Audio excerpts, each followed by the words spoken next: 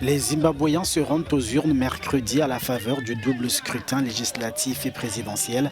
En cas de victoire, Emmerson Mnangagwa, candidat à sa propre succession, entamera le dernier quinquennat à la tête de son pays selon la Constitution.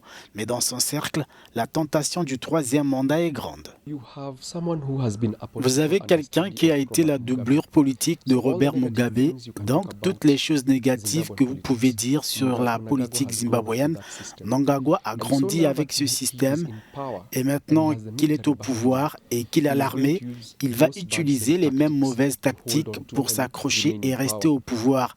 Mnangagwa ne représente donc pas le changement et s'il s'accroche au pouvoir, c'est parce qu'il connaît toutes les ficelles du métier du point de vue de la scène politique et qu'il utilisera l'État, il utilisera toutes les armes pour rester au pouvoir.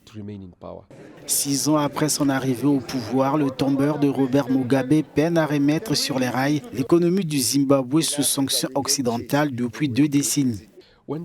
Lorsqu'ils l'ont placé au pouvoir, le Zimbabwe a poussé un soupir de soulagement.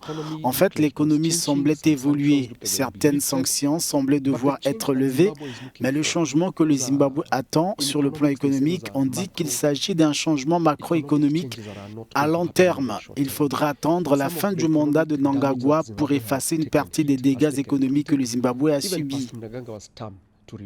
Sur le plan diplomatique, voulant se démarquer de son prédécesseur, Emmerson Mnangagwa a opté pour l'apaisement avec les Occidentaux.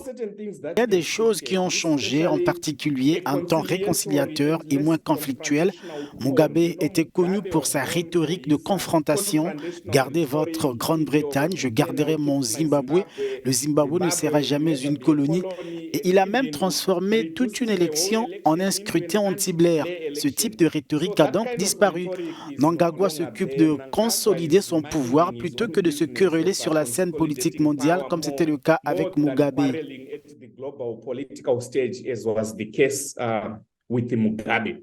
Pas de quoi convaincre les Occidentaux qui ont maintenu leurs sanctions. Les violations présumées des droits de l'homme sont passées par là.